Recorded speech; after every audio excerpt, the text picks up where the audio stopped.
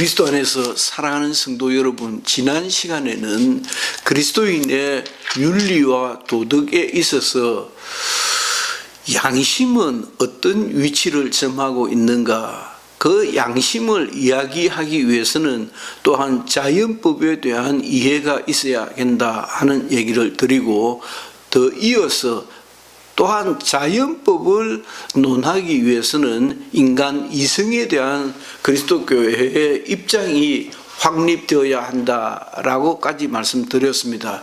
그러다가 우리는 아리스토텔레스부터 이어져 내려왔다는 것은 그 이전에도 원시 인간들에게도 어떤 도덕감이 있었을 겁니다. 있었을 텐데 남아있는 어떤 자료들이 없으니까 적어도 헬라 철학자들에게서 그런 흔적들을 발견할 수 있는데, 아리스토텔레스 시대에도 노예 제도가 긍정되었고, 또 인류 보편적으로도 심지어는 최근까지만 해도 시기 풍속이 남아있는 것으로 보아서 양심이라고 하는 말은 그렇게 정당하지도, 그렇게 멋있지도, 그렇게 성경적이지도, 그렇게 신적인 권위가 있는 것도 아닌 것 같다라고 하는 말씀을 드립니다. 그러면서 스토아 철학의 영향을 받은 로마 교회와 중세 즉 신앙과 신학에 대하여 저항한 개신교회의 입장이 많이 다르다라고 하는 것까지를 지난 월요일에 살펴보았습니다. 오늘은 그와 같은 자연법에 대한 인간 이성에 대한 우리의 입장이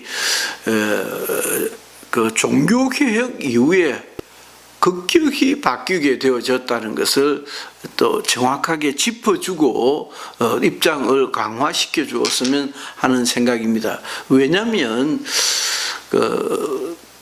칼빈주의를 소위 정통주의라고 합니다.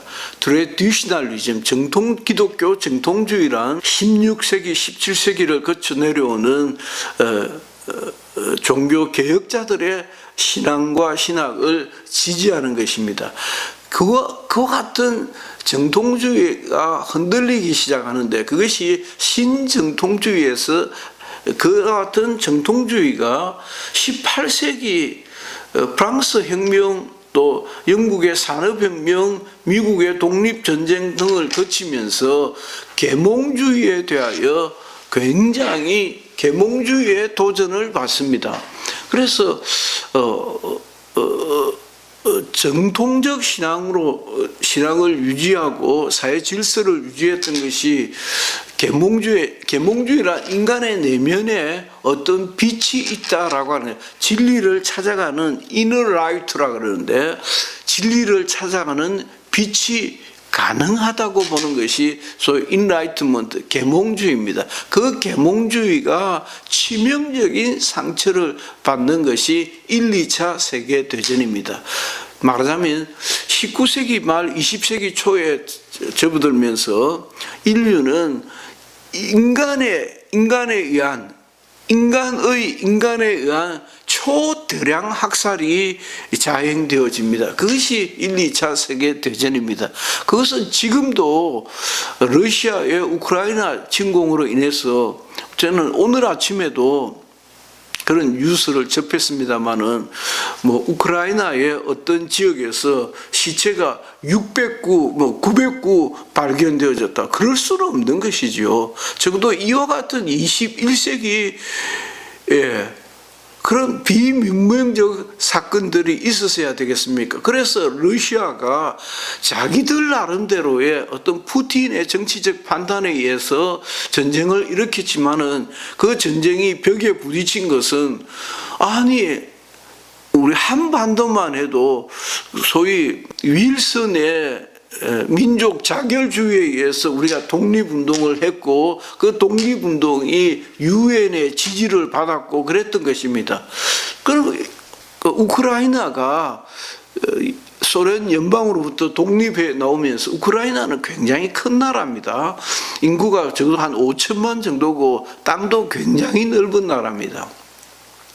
그 우크라이나가 러시아에 복속되어져 있다가 독립을 했는데 그 독립된 나라가 유럽 공동체에 들어가든지 중립국으로 있든지 그건 저희들 마음대로 민족 자결에 의해서 결정되어져야 되는데 이놈의 자식들 너희들이 유럽 공동체에 들어가면 우리가 불안해서 어떻게 사느냐라고 하는 것이 러시아의 입장입니다. 그래서 너희들은 중립국으로 있든지 아니면 우리 밑에 들어와 라고 알밤을 막 연타를 주고 있는 것입니다. 그것이 며칠 사이에 국제정치학자들은 한 3, 4일 사이에 우크라이나를 점령하고 우크라이나는 중립국 신세를 면치 못할 것이라고 보았는데 벌써 5주 차에 들어갔다고 하지 않습니까?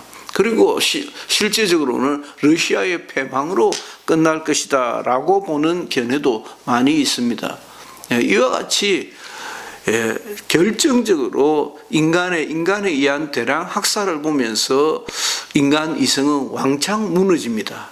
그것이 신정통주의를 불러왔습니다. 신정통주의는 역시나 하나님께로 돌아가야 한다라고 하는 생각이 강하게 어필되기 시작했습니다.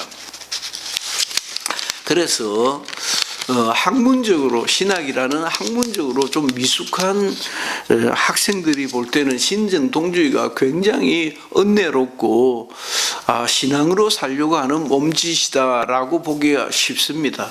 저도 어렸을 적에 20대 초반에 칼 바르트에게 몰두했던 적도 있었던 것이 바로 그런 것입니다.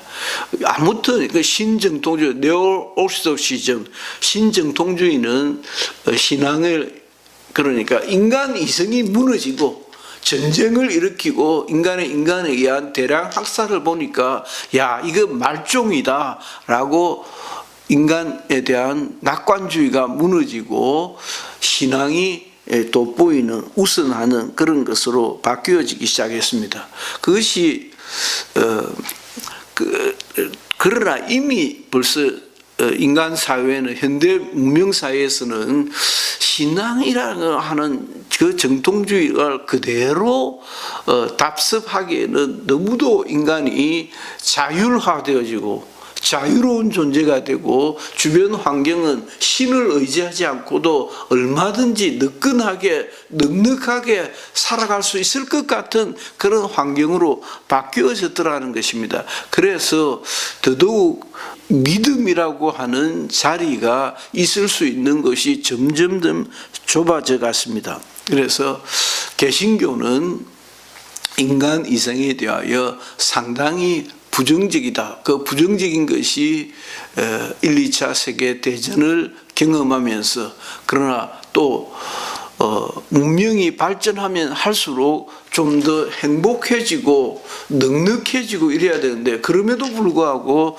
계속 전쟁과 기근과 사람이 다 감당할 수 없는 한계에 부딪히면서 개신교는 자연법, 자연에 대한 사상 혹은 인간 이성에 대한 신뢰가 많이 붕괴되어졌습니다. 그래서 루트나 칼 바르트 이후에 1, 2차 세계대전이 아마 그 분기점이었다라고 보면 될 것 같습니다. 그래서 인간 이성에 대하여 상당히 부정적이다. 왜 자꾸 인간 이성을 대하여 이야기하는지는 좀 알고 계셔야 될 것 같습니다. 자연법을 어떻게 이 세상이 다 공유하고 있을 것 같은 자연의 어떤 법칙들이 있는데 그 자연의 어떤 법칙대로 살면 되는 것이 아닌가라고 하는 그 생각의 바탕 위에 양심에 대한 논의가 나오기 때문입니다. 그리스도인이 좀 양심적이어야지. 근데 그 말이 그렇게 타당한 말은 아니다라고 하는 것입니다. 그러나 그럼에도 불구하고 인류에게는 보다 더 보편적인 어떤 도덕 감정이 있고 정의에 대한 어떤 갈구하는 마음이 있고 또 서로 사랑하고 나누어 먹고 살아야 되는 것이 미덕과 같은 그 어떤 것은 또 뭐 흑인이든 백인이든 그것이 동이든 서든 남이든 북이든 시대를 불문하고 인류가 공유하는 어떤 그 도덕 감정이 있지 않느냐라고 보는 것이 타당하다고 생각하는 것이 있습니다. 그래서 그 타당한 것에 대해서 오늘 이제 결론을 내려야 할 것으로 보입니다. 자, 그리스도인은 어떤 근거로 기독교적 윤리와 도덕을 확립해야 할 것인가 라고 하는 질문을 던지게 되는 것입니다. 첫째는 우리가 지난 주간입니까? 살펴보았던 소위 신율적 도덕이라는 것입니다. 신율적 도덕. 그래서 자연법적 도덕이 있고 신율적 도덕이 있는데 자연법적 도덕은 자연의 이치 위에서 세워진 인류 보편적 감정, 보편적 기준, 보편적 윤리를 기준으로 합니다. 그것이 자연법적 도덕이 하면은 신율적 도덕은 예수 그리스도의 은혜로 거듭난 하나님의 사람에게 요구되어져야 할 수도 있는 도덕감이 있다라고 보는 것입니다. 두 번째는 그렇다면 교회는 자연법적 도덕에 대하여 어떤 입장을 취할 것인가라고 이제 방점을 찍어야 할 때가 된 것 같습니다. 그러면 그리스도인은 예수 믿는 사람들은 도덕에 대하여, 양심에 대하여, 자연법에 대하여 어떤 입장을 취해야 된다는 말인가? 그건 개무시해도 된다는 말인가? 이런 것입니다. 그래, 창조 이후에 대한 창조 이후 혹은 타락 이후 혹은 원죄 이후 다 같은 말인데 원죄 이후에 대한 기독교의 입장에 따라서 자연법적 도덕에 대한 정의가 태도가 바뀌어진다라고 앞 시간에도 이야기 드렸고 이제 결론으로 또 다시 제가 되풀이해서 말씀을 드리는 것입니다. 자, 세 번째는 코로나 상태가 최초 터졌을 때 소위 신천지 교회가 꽤 화제가 되었습니다. 신천지가 전염병인 것처럼 신천지가 기독교회를 뒤집어 엎을 없는 마치 오염된 종교인 것처럼 그렇게 얘기를 했습니다. 상당수 교회들이 그렇게 이해를 하고 있는 것 같아요. 또 실제 따지고 들어가 보면 많은 주의 종들이 교역자들이 또 장로님들이 또 교회 직분자들이 신천지에 빠져서 신천지에 유혹이 되어서 신천지 교회로 갔음에도 불구하고 그 교회를 매도하기 시작했습니다. 간단해요. 교인을 잃어서 교인 빼앗겼으니까 신천지 교회에 대해서 신천지가 큰 이단인 것처럼 그렇게 몰아붙였단 말입니다. 실제 그건 사실인 것 같아요. 그러나 따지고 들어가 보면 과연 신천지 교회가 그렇게 이단인가? 물론 또 강론으로 들어가 보면 성경 해석을 대단히 주먹국으로 자의적으로 하고 있다는 것을 알 수가 있습니다. 그것은 좀 더 세밀한 우리가 여기 이 시간 이동훈 목사의 성경의 세계 시간에서 이 이단 종교에 대하여 이단 종교를 역사적으로 한번 한국 교회도 한번 쫙 살펴볼 수 있고 세계 교회도 이단의 역사라는 맥락으로 한번 쫙 살펴볼 수 있을 텐데 상당히 몇 년씩 해야 되는 그런 과제입니다. 그래서 그런 차원에서 신천지 교회를 살펴보면 또 조금 더 분명하게 답을 찾아볼 수 있을 것입니다. 분명한 것은 이단의 역사를 보면 굉장히 진리에 대하여 갈구하는 것을 볼 수가 있습니다. 그래서 진리를 저는 로마 가톨릭 교회에 대해서도 꽤 개방적이고 저희 요양센터에도 수혈을 거부하는 여호와의 증인 할머니가 한 분 찾아오셨어요. 여호와의 증인이라는 말 속에도 여호와라는 것을 용어를 사용한다는 것은 벌써 구약을 굉장히 비중 있게 생각하는 사람들입니다. 구약을 비중 있게 생각하는 사람들은 꽤 율법적입니다. 꽤 율법적인 사람들은 굉장히 도덕적으로 굉장히 수준이 괜찮습니다.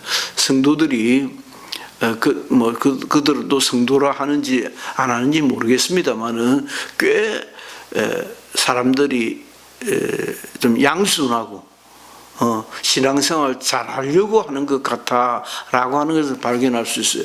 근데 의외로 저는 그 할머니가 교회 목사님이라고 하고 이 시설이 교회가 운영하는 것이라는 것을 알 때 하는 것을 보고 여호와의 증인에서도 교회를 아주 왜곡되게 가르치고 지도하는가 보다라고 하는 생각이 듭디다. 그러나 저는 그렇게 생각하고 싶지 않다는 것이죠.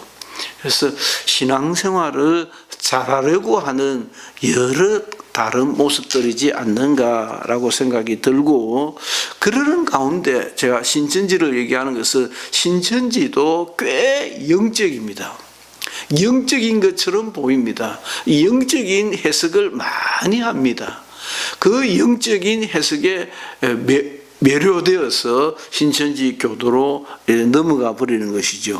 그런데 이렇게 영적 하는 것에 대한 위기가 있다는 것을 제가 말씀드리고 싶은 것입니다.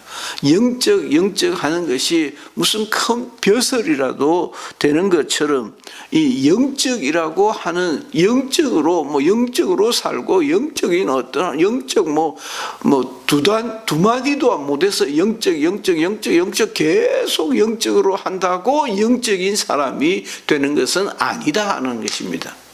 영적이라는 용어를 많이 쓴다고 영적인 사람이 되는 것은 아니고, 영적이라는 용어를 많이 쓰는 사람들 중에 꽤 비도덕적이고 부도덕하고 영과 혼에 대한 혼돈으로 인해서